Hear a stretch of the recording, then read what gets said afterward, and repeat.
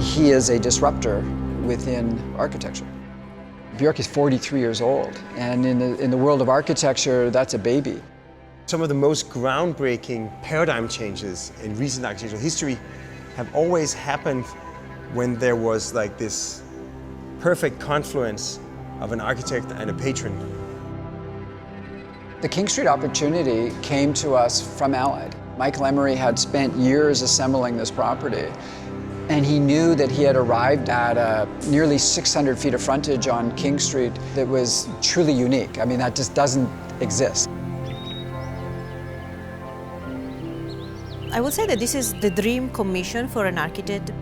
What we want to do is something functional, but also definitely will bring an improvement to the community. What we've done really well is incorporating some really beautiful heritage buildings into new construction, this yin and this yang of the new and the old. And in fact, the new, I think, helps celebrate the old. This kind of old school future. Yeah. With King Street, the whole idea is to create this sort of unified urban silhouette by combining hundreds of individual terraces that somehow come together to create this sort of beautifully contoured man-made mountain range. The idea is to bring the light inside the apartment as much as possible. It's a series of homes put together, but I can see which is my home and which is my tree. We all strive for that individuality.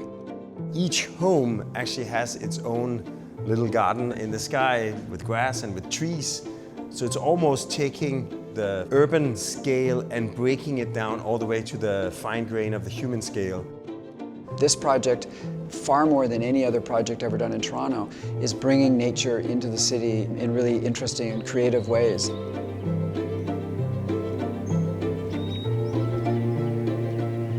B&B, they are like the perfect integration to the architecture, creating this timeless environment.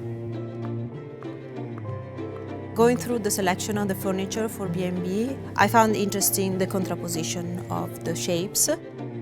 B&B definitely enriched the process of the selection. If we were able to only do the architecture or the interior, there would not be such a connection. The artist working with no constraints struggles. It's the constraints that produce the creativity. Every time you try to do things differently, it requires a lot more work, a lot more effort. It's the continuous, committed collaboration that is about exploring and always setting the bar higher, moving the boundary of what's possible. And I think that's why we're today capable of doing something like King Street